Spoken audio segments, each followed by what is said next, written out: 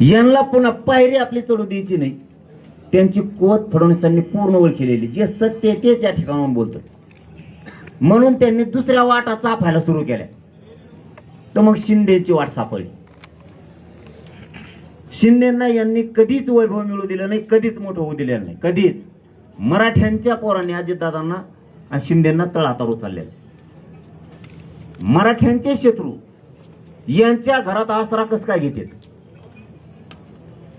मी त्याच वेळेस सांगितलं होतं, शिरसाटणी प्रमाणपत्र रद्द करू नका बरं का. 2 महिन्यापूर्वी सांगितलं. हे पहिल्यांदा मीडियात सांगतोय मी. बावनकुळेंना सांगितलं होतं तुम्ही चूक करू नका. हे सगळं खरं आहे, खोटं असेल तर फाडून टाका प्रमाणपत्र, नको मला. त्यांना लाडभाऊनी फोन केला बावनकुळेला की त्या मोडी लिपीच्या नोंदी रद्द करू नको बरं का. या टोळीचा आहे, पडलीची आहे, ती पुरे उद्ध्वस्त झालेत. आता ते चांगला नेता कसा वाया जाईन हे काम करतात. बावनकुळे चांगला कसा संपवायचा हे परळीच्या टोळीनं काम करायचं. शिंदेच्या ऑफिसमध्ये जे लपून गुलगुल गप्पा मारतात तेच लोक बाकीच्यांना डाग लावण्यासाठी फिरतात. बघा, त्यांच्याकडे चाणक्य नीती परळीच्या टोळीने शिकलेली त्या 2-3 जणांना. मराठे कधी हुशार होणार आहेत मला नाही माहित. ते डाग लावायसाठी जवळ जाऊन उभा राहतात, मग ते येतात फोटो. आणि त्यांनी ते बरोबर ठरवलेले. आणि ही डावळ केला फडणवीसांनी. ते म्हणले पुन्हा याला जवळ करू नका. मग यांनी अजितदादा सापडायला सुरू केले, मग शिंदे साहेब सापडायला सुरू केले, मग बारामतीतच जाय, याव कर त्याव कर. ही डाग लावायची पद्धती. मी सांगितलं होतं लाडभाऊला की बावनकुळेंनी असं पत्र दिलंय, मला हे माहीत झालंय, तुम्ही ते पत्र परळीच्या म्हणण्यावर आहे बरं का. राजकारणासाठी माझ्या लोकांचा बळी देऊ नका.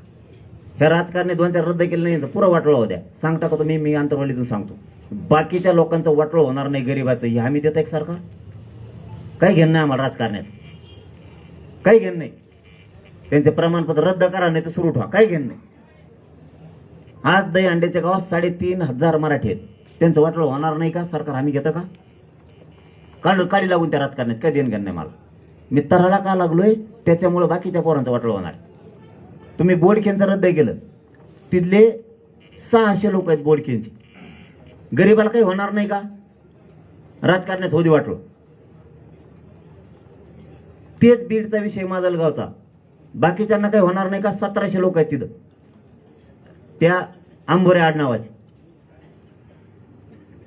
नमस्कार मित्रांनो, मी आपला सरपंच मंगेश साबळे बोलतोय. मागच्या जवळजवळ 7 वर्षापासून जनहितासाठी आंदोलन करतोय आणि त्याचं बक्षीस या ठिकाणी आज मला मिळालेलं आहे. सन्माननीय सिटी चौक पोलीस स्टेशनचे एसीपी यांच्याकडनं ही नोटीस मला मिळालेली आहे. मी नोटीसचा मायना या ठिकाणी आपल्याला वाचून दाखवतो. प्रति मंगेश संजय साबळे, वय 27 वर्ष, राहणार गेवराई, पायगा, तालुका फुलंब्री, जिल्हा छत्रपती संभाजीनगर.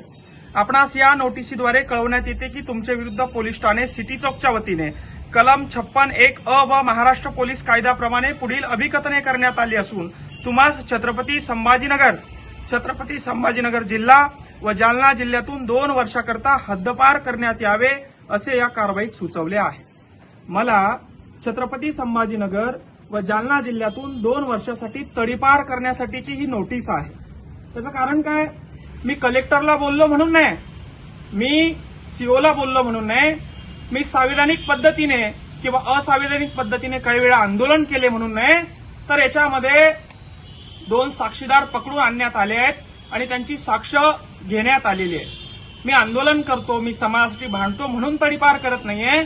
तर या छत्रपती संभाजीनगरचे सीपी सन्माननीय पवार व डीसीपी अतुलकर या दोघांनी आयएएस पदावर असताना संविधानाचा गैरवापर करून मी आंदोलन करतो म्हणून नाही, तर माझ्या विरोधात 2 साक्षीदार उभं केले, त्यांना खोटी साक्ष द्यायला लावली आणि त्यासाठी ते गुंडगिरीचे, व्यसनाचे आणि खंडणीचे गुन्हे या पद्धतीचे त्यांच्याकडनं दाखल करून घेतले आणि ते या 5 पानाच्या नोटिसीमध्ये त्यांचे जाब घेतले आणि मला तडीपारीसाठी त्यांनी पात्र ठरवलं.